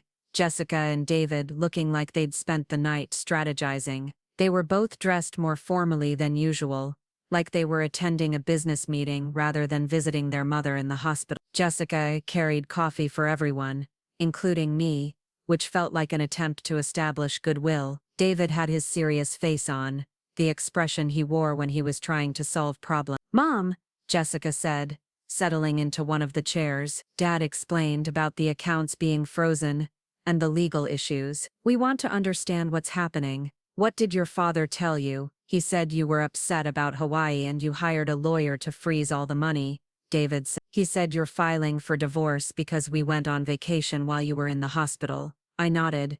That was about what I'd expected. A version of events that made me sound petty and vindictive while minimizing their behavior. "Is that an accurate summary of the situation?" I asked. Jessica and David exchanged glances. "Isn't it?" Jessica said. "Let me ask you both a question. Do you think it was appropriate to spend $18,000 on a luxury vacation while I was recovering from emergency cardiac surgery?" "Mom, you were stable," David said. "The doctors said you were going to be fine." "That's not what I asked. I asked if you thought it was appropriate." Another exchange of glances. "We thought it was okay because you were past the dangerous part," Jessica said carefully. "And you didn't think I might need emotional support during my recovery. You didn't think I might want my family nearby while I learned to walk again, while I dealt with the fear of another heart attack, while I processed the reality that I almost died." "We figured you'd be sleeping most of the time anyway," David said. "And the nurses were taking good care of you." "The nurses were managing my medical care. They weren't providing family support." "There's a difference." "Mom, we were scared," Jessica. "Seeing you like that, thinking we might lose you.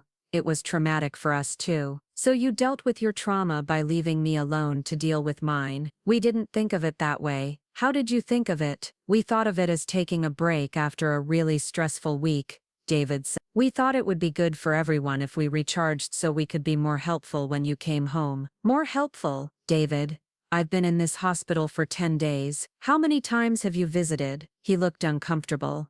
"A few times." "3 times. You've visited 3 times in 10 days. Jessica, how many times have you visited?" "I don't know, Mom. I've been here a lot." 4 times. 4 visits in 10 days, but you managed to squeeze in 7 days in Hawaii. "That's not fair, Jessica. You're making it sound like we don't care about you." "I'm making it sound like you prioritized a vacation over supporting me during a medical crisis, because that's what happened." "We called every day," David said. "You called once a day for about 3 minutes to share vacation highlights." "That's not support. That's checking a box so you could feel better about abandoning me." "We didn't abandon you," Jessica said, her voice rising slightly. "What would you call it? I nearly died, had emergency surgery, and was left alone in a hospital while my family went to Hawaii." "What's your word for that?" "We call it making the best of a difficult situation," David said. "For who?" "Making the best of a difficult situation for who?" "Because it certainly wasn't best for me." They were both quiet, probably realizing that every answer they gave was making my point stronger. "Look," I said, "I understand that you were scared and stressed. That's normal when someone you love has a medical crisis. But normal families pull together during crises. They don't fly apart. Normal families prioritize the patient's emotional needs, not their own desire for vacation time." "What do you want us to do now?" Jessica asked. "Cancel every trip we ever take. Never leave town again in case something happens to you. I want you to understand that your behavior was hurtful and wrong. I want you to acknowledge that abandoning me in the hospital was a mistake. And I want you to decide whether you're willing to treat me with basic consideration going forward." "Of course we'll treat you with consideration," David said. "Will you?" "Because your track record suggests otherwise. Over the past 2 years, how many family events have I been excluded from? How many social activities have been scheduled when I couldn't attend? How many financial decisions have been made without consulting me?" "Mom, you're always working," Jessica said. "You're never available for anything." "I'm always working extra shifts to help fund family activities I'm not invited to participate in." "There's a difference." "That's not true, isn't it, Jessica?" When was the last time you invited me to something that didn't involve me providing money or labor? When was the last time you wanted my company instead of my contribution? She opened her mouth to answer, then closed it, apparently unable to think of an example. David, when was the last time you called me just to talk, not to ask for money or help with something, just to have a conversation? Same response. Mouth open then closed, no answer. The truth is, you've both learned to see me as a resource rather than a person, someone who pays for things and does things, but whose feelings and preferences don't really matter. That's not how we see you, Jessica said, but her voice lacked conviction. Then explain to me how three people who love and respect someone decide to leave them alone in a hospital to go on vacation. We thought it would be okay, David said weakly. You thought it would be convenient. You thought I'd accept it because I always accept things that make your lives easier, even when they make mine harder. Mom,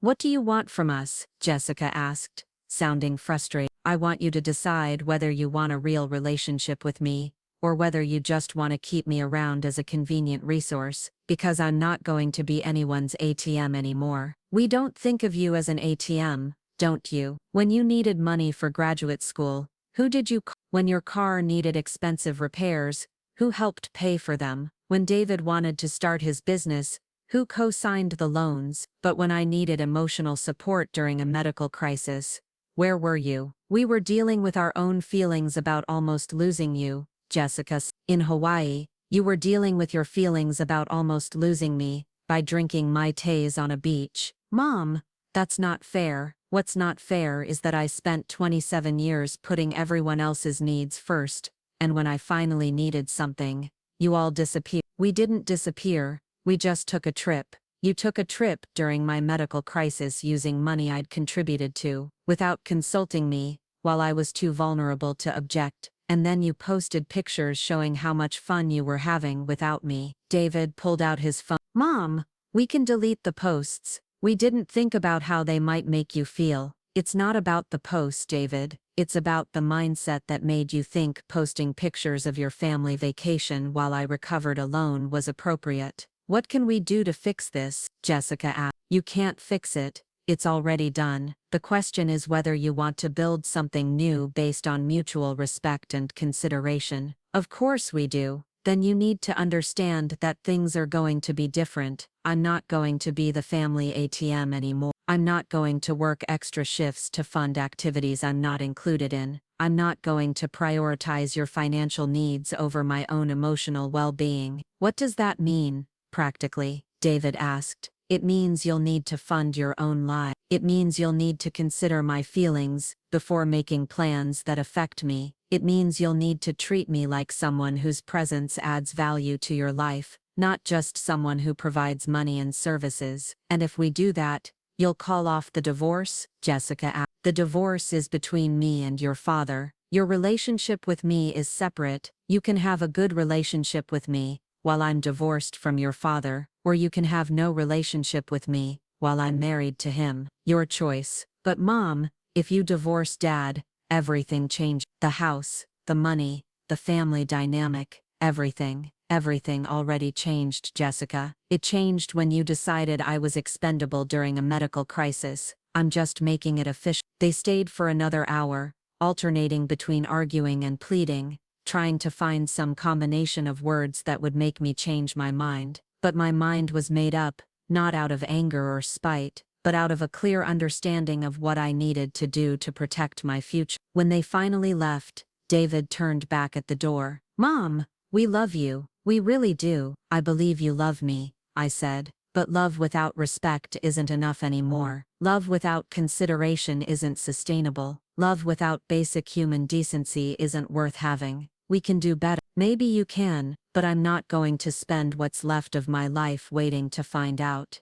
That afternoon, Dr. Patel gave me final clearance for discharge. My heart was strong, my recovery was ahead of schedule, and I was ready to start the next phase of my life. You seem different than when you were admitted, he observed. More centered, somehow. I figured some things out while I was here. Good. That's often the most important part of recovery, addressing the underlying stressors that contributed to the cardiac event in the first place. Dr. Patel, can I ask you something? Of course, in your professional opinion, could the stress of being gradually marginalized in my own family have contributed to my heart attack? He considered the question carefully. Chronic emotional stress is a significant risk factor for cardiac events. Feeling unsupported, unvalued, or constantly accommodating others' needs, at the expense of your own, can absolutely create the kind of physiological stress that leads to heart problems. So taking steps to eliminate that stress is medically advisable. Absolute. Whatever changes you're making to reduce stress and increase your sense of agency and self-worth,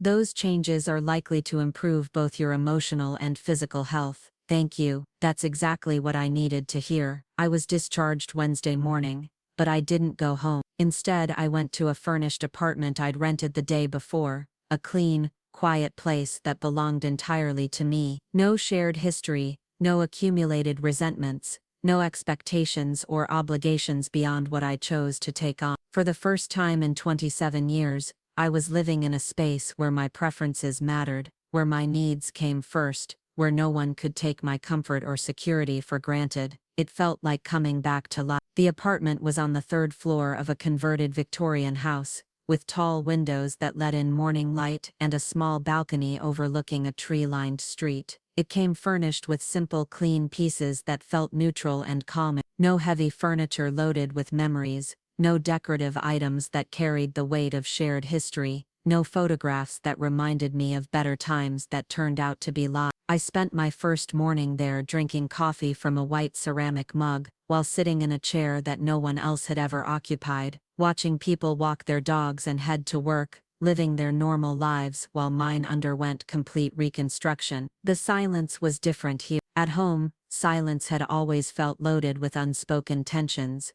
unmet expectations, the weight of accommodating everyone else's needs, while my own went unnoticed. Here silence felt clean, empty in a good way, like a blank canvas waiting for me to decide what came next. My phone had been buzzing constantly since I'd left the hospital, Marcus calling, texting, leaving voicemails that progressed from confused to angry to pleading, Jessica sending long messages about family unity and working things out, David trying to schedule meetings to discuss the financial situation, as if this were a business negotiation, rather than the end of relationships that had died years before. I'd had the courage to bury them. I turned the phone off and put it in a drawer. For the first time in decades, I wanted complete quiet, no external demands on my attention, no one else's crisis requiring my immediate response. Rebecca Chen had scheduled a follow-up meeting for Thursday afternoon, something about reviewing the legal proceedings and discussing next steps. I drove myself there, another small victory in my recovery, navigating city traffic without the chest tightness that had been plaguing me for months before the heart attack. Her office was in a sleek downtown building, all glass and steel, and the kind of modern efficiency that spoke of people who got things done. Rebecca greeted me with the same warm professionalism she'd shown at the hospital, but I could see satisfaction in her expression, the look of someone whose work had achieved the desired outcome. "How are you settling in?"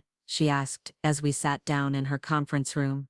"Better than I expected." I didn't realize how much energy I'd been spending just managing everyone else's emotions and expectations. That's common in situations like yours. People often underestimate the psychological toll of being consistently undervalued. When that pressure is removed, the relief can be dramatic. She opened a thick folder and spread documents across the table. "Let's talk about where things stand legally and financially." The divorce proceedings were moving faster than I'd anticipated. Marcus had been served with papers Tuesday morning, and his attorney had already filed a response requesting mediation, rather than litigation. "He wants to negotiate."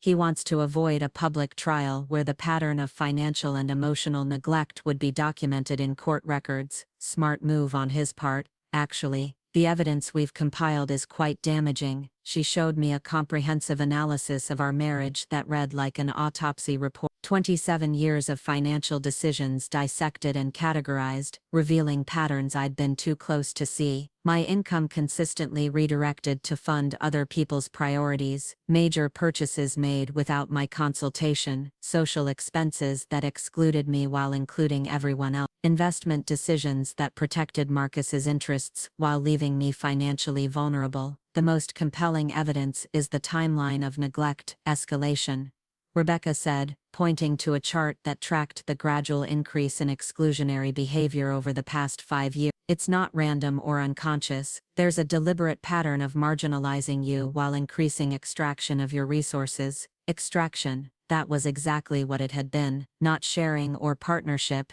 but extraction. Taking my money, my labor, my emotional support while giving back increasingly less consideration, respect and inclusion. What's his position on the financial division? Initially he wanted a 50-50 split of everything, including your retirement accounts and personal saving. When we pointed out that such a division would reward him for financial abandonment, his attorney revised their position. To what? He keeps his retirement and personal accounts, you keep yours. Joint property gets divided based on actual contributions rather than just time of ownership. And he accepts full responsibility for any debt incurred during the Hawaii trip. It was better than I'd expected, but still felt like he was trying to minimize the consequences of his behavior. What about the house? That's where it gets interesting. The house is worth approximately $420,000, with a mortgage balance of $80,000. Normally, you'd each get half the equity, but given the documented pattern of your exclusion from social activities held in that house, and the fact that you were gradually relegated to supporting roles in your own home, we're arguing for additional compensation. What kind of additional compensation? Rebecca smiled. Emotional damages, pain and suffering, compensation for years of contributing to a property where you were systematically made to feel unwelcome. Can you actually claim emotional damages in a divorce, when there's documented evidence of deliberate emotional abuse? Absolute. And we have extensive documentation. She pulled out another folder, this one containing screenshots, social media posts, and communication records that painted a picture of systematic exclusion.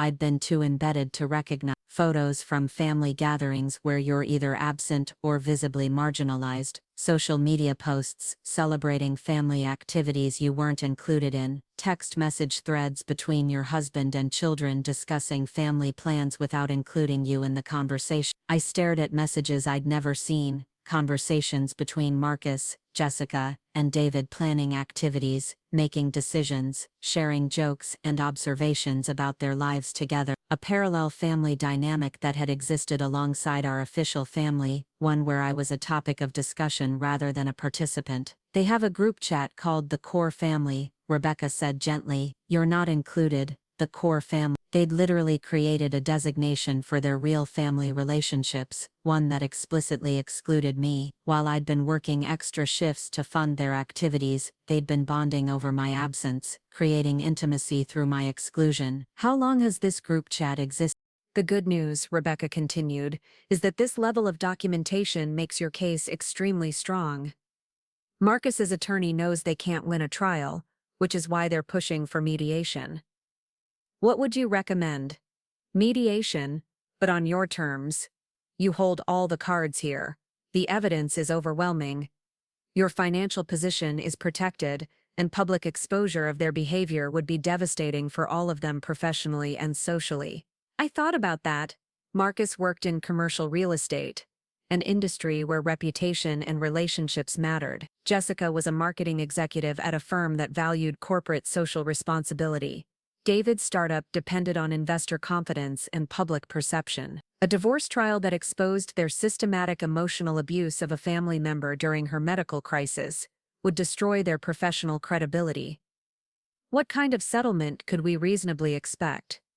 Rebecca consulted her note. Full ownership of the house, which gives you a place to live, mortgage-free plus significant equity, 70% of liquid joint assets, given the pattern of your contributions being used for their exclusive benefit, full protection of your retirement accounts and personal saving, and monthly spousal support for 5 years to compensate for the career limitations you accepted to support the family.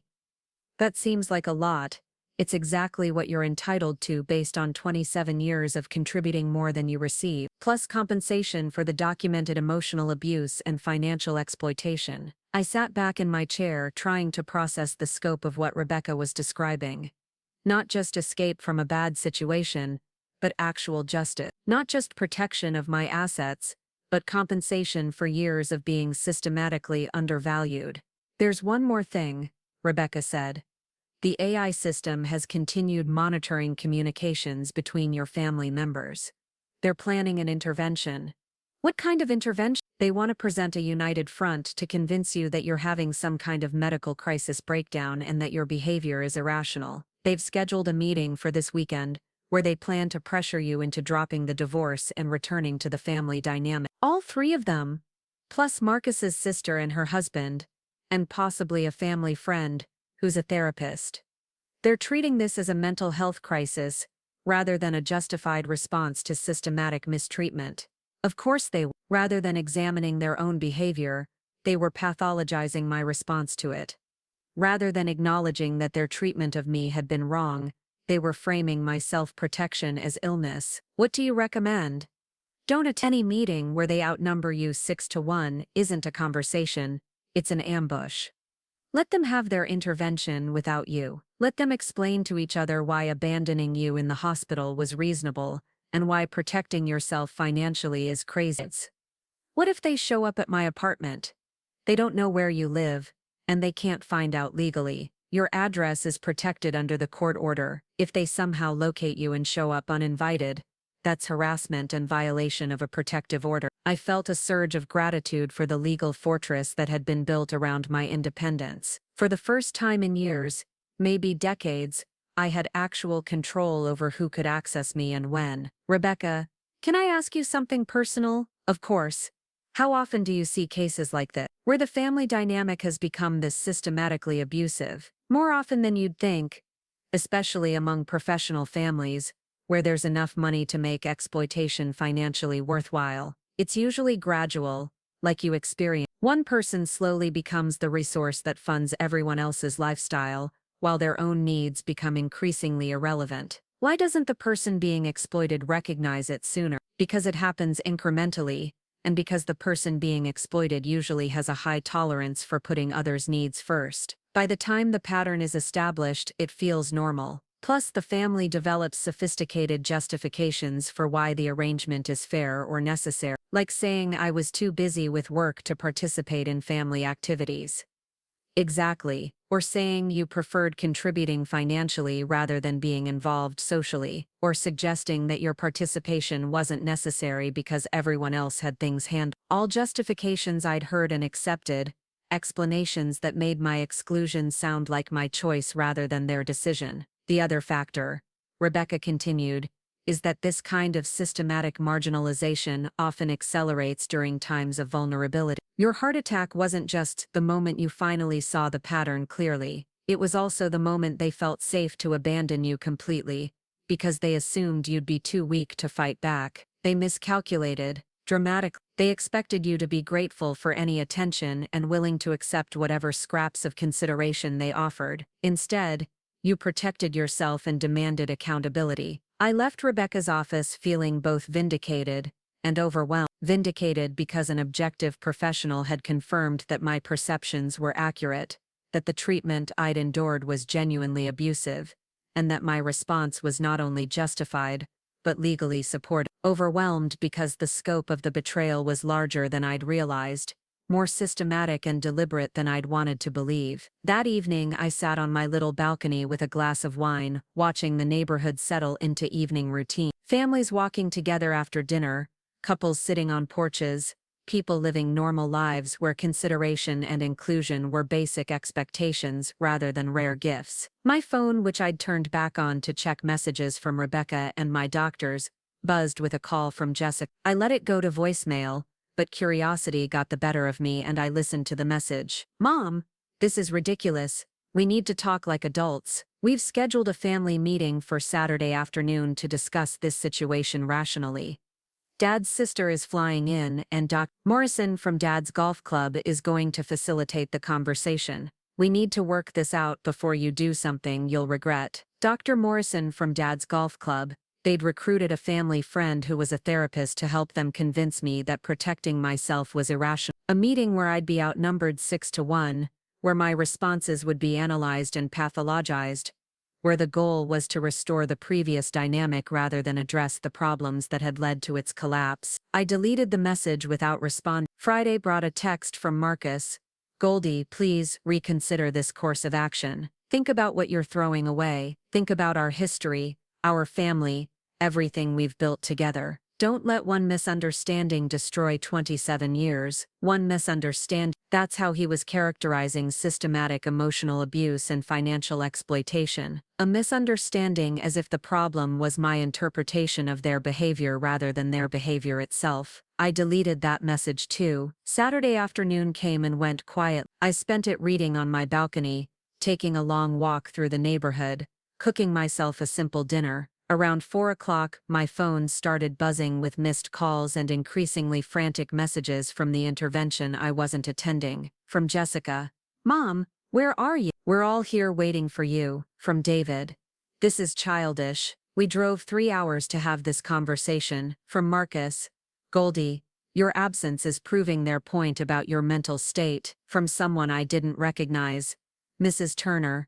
This is Dr. Morris. Your family is very concerned about your recent behavior. It would be helpful if you could join us for a brief conversation. I turned the phone off again and finished making dinner. Let them sit in a room together trying to explain why abandoning someone in the hospital was reasonable behavior. Let them analyze my absence and develop theories about my mental health. Let them experience what it felt like to be excluded from important conversation. The irony wasn't lost on me that they were having a family meeting about my behavior that didn't include me, just like they'd had years of family activities and decisions that didn't include me. The difference was that this time, my exclusion was my choice. Sunday morning brought a knock at my apartment door. I looked through the peephole and saw Marcus standing in the hallway, looking tired and desperate. He knocked again, more insistently. Goldie, I know you're in there. Please, just talk to me for 5 minutes. I sat on my couch and waited. Eventually the knocking stopped and I heard his footsteps retreating down the hall. He'd found my address somehow,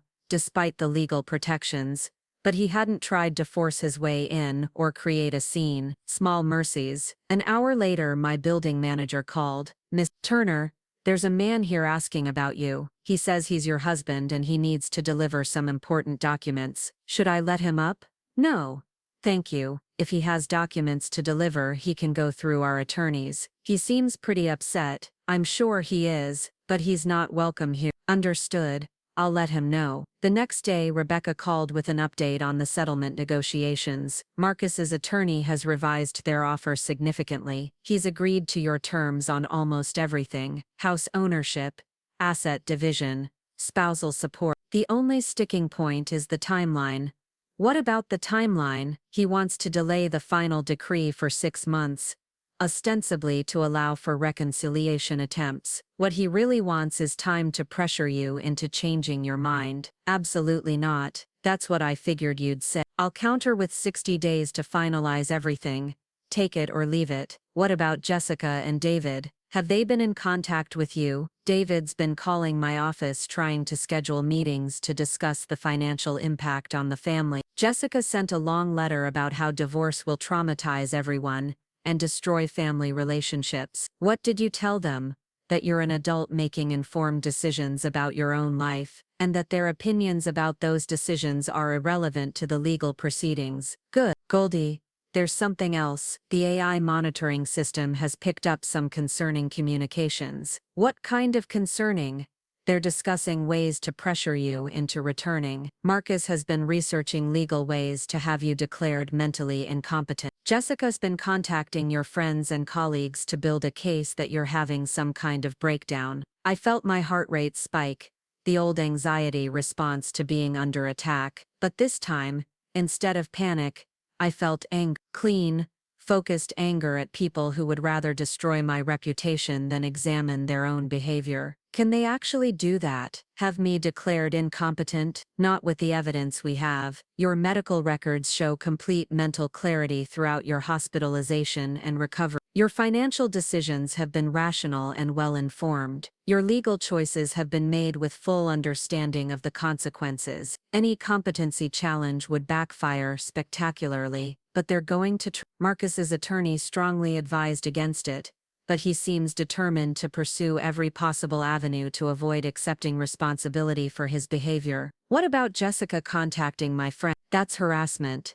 and potentially defamatory if she's making false claims about your mental health. We can get a restraining order if necessary. Do it. The restraining order, all of it. Whatever legal protection you can provide.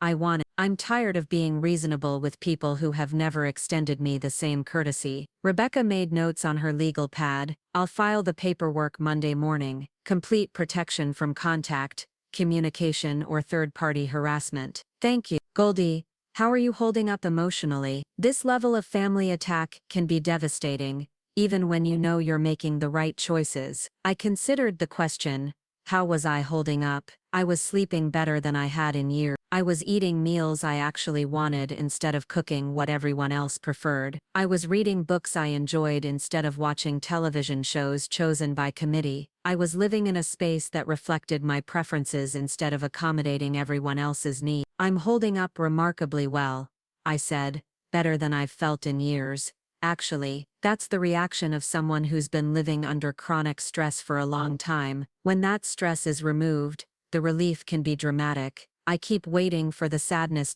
for the grief about losing my family, but mostly I just feel free. You haven't lost your family, Goldie. You've escaped from people who were systematically exploiting you while calling it family. There's a difference. After the call ended, I sat in my quiet apartment, thinking about that distinction. Family implies mutual care, consideration, support. What I'd been living with was a system where I provided care, consideration, and support, while receiving manipulation, exploitation, and abandonment in return. I hadn't lost my family, I'd just finally admitted that I'd never really had one. That realization should have been devastating. Instead, it felt liberating. I was 53 years old, financially secure, legally protected, and completely free to build whatever life I wanted. No one else's needs to consider, no one else's preferences to accommodate, no one else's judgment to worry about. For the first time in decades, I was living for myself. Monday brought news that Marcus had backed down from his competency challenge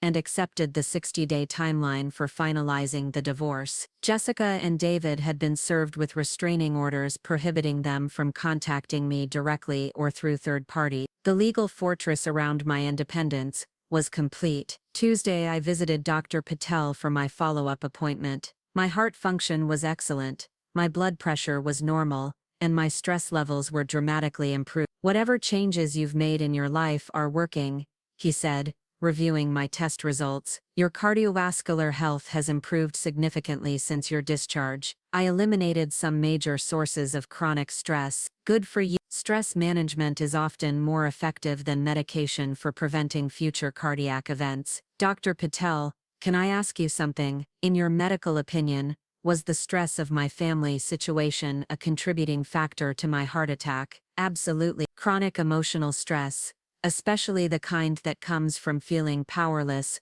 or consistently undervalued, is a major risk factor for cardiac events. The changes you've made aren't just improving your quality of life, they're potentially saving your life. So what I'm doing isn't just emotionally healthy, it's medically necessary. I'd say that's an accurate assessment. You're not being selfish or vindictive, you're taking medically advised steps to protect your health. I left his office feeling validated in a way that went beyond legal or financial considerations. My decision to protect myself wasn't just justified, it was medically necessary. Staying in an abusive situation would have literally killed me. Wednesday afternoon, I received a call from Claire. I just heard about the restraining orders, she said. Good for you. How did you hear about them? Jessica called me, trying to get me to talk sense into you. I told her the only sense I saw was you finally protecting yourself from people who'd been treating you terribly for years. What did she say to that? She said I didn't understand the full situation. I told her I understood it perfectly, and that's why I supported your decision 100%. Thank you for that, Goldie. I'm proud of you. I know this isn't easy, but you're doing the right thing. Sometimes I wonder if I'm being too harsh, if I should give them a chance to change. How many chances have you given them over the years? How many times have you accepted their explanations and excuses and promises to do better? I thought about that. Dozens of times, hundreds, maybe. Every exclusion explained away, every financial decision justified, every dismissal of my feelings rationalized. Too many to count, right? And what changed? Nothing. It just got worse. Exactly. People who are capable of change do it when the consequences of not changing become clear. People who aren't capable of change just get better at making excuses. Which category do you think they fall into, based on their current behavior? The excuse category. Instead of acknowledging what they did wrong and working to repair the damage, they're trying to have you declared mentally incompetent. That tells you everything you need to know about their capacity for genuine change. She was right. Real accountability would have looked like apologies, acknowledgement of harm, concrete steps to make amends. Instead, I was getting legal challenges, harassment campaigns, and attempts to gaslight me into believing that protecting myself was evidence of mental illness. Thursday evening, I made a decision that surprised me. I called a realtor about looking at houses, not because I didn't like my apartment, but because I wanted something that was truly mine, chosen by me, reflecting my preferences without any input or compromise from anyone else. The realtor, a cheerful woman named Patricia, met me Friday morning to look at properties in my price range. With the equity from the marital home, plus my personal savings, I could afford something nice, not extravagant, but comfortable and completely mine. The third house we looked at felt right immediately, a small craftsman bungalow with hardwood floors, built-in bookshelves, a kitchen with windows overlooking a garden, and a front porch perfect for morning coffee. It was half the size of the house I'd shared with Marcus, but every square foot felt welcoming rather than loaded with complicated history. This one, I told Patricia, I want to make an offer on this one. It's a lovely house, she agreed. Perfect for someone starting a new chapter. Starting a new chapter, that's exactly what I was doing. Not ending something, but beginning something entirely different. Something that belonged to me completely. By the following Tuesday, my offer had been accepted. By Friday, the inspection was complete, and the mortgage was approved. I would close on my new house the same week my divorce became final. Rebecca called with the news that Marcus had signed the final settlement agreement. He's not happy about it, but his attorney convinced him that fighting would only make things worse. You'll have the house deed, the financial transfers, and the legal freedom all finalized within 10 days. How did he seem when he signed? According to his attorney, resigned but angry. He apparently said, this wasn't over, that you'd regret destroying the family over a misunderstanding. Still calling it a misunderstanding. Some people never develop the capacity for genuine accountability. They can't admit wrongdoing, so they reframe everything as other people's misperceptions or overreactions. What about Jessica and David? No direct contact, obviously, because of the restraining orders, but their attorneys have been asking about whether there's any possibility of reconciliation. What did you tell them? That reconciliation would require acknowledgement of harm, genuine apology, and concrete behavior change. Since none of those things have materialized, reconciliation isn't currently possible. Is it terrible that I don't miss them? It's healthy. You're not missing the real relationships you had with them, because those relationships were based on your exploitation. You might miss the fantasy of what you thought those relationships were, but missing a fantasy isn't the same as missing real people. That distinction helped clarify something I'd been struggling with. I didn't miss Marcus's actual presence, with his constant demands and financial entitlement. I missed the idea of having a partner who considered my feelings. I didn't miss Jessica and David's actual behavior, with their expectation that I fund their lives, while accepting exclusion from them. I missed the idea of having children who valued my company. But ideas and reality were different things. The reality was that I'd been living with people who saw me as useful rather than valuable, convenient, rather than beloved. Missing that reality would be like missing a chronic illness. 10 days later, I sat in Rebecca's office, signing the final divorce papers, while Marcus signed identical documents in his attorney's office across town. 27 years of marriage legally dissolved with signatures on paperwork, no dramatic confrontations or final conversations.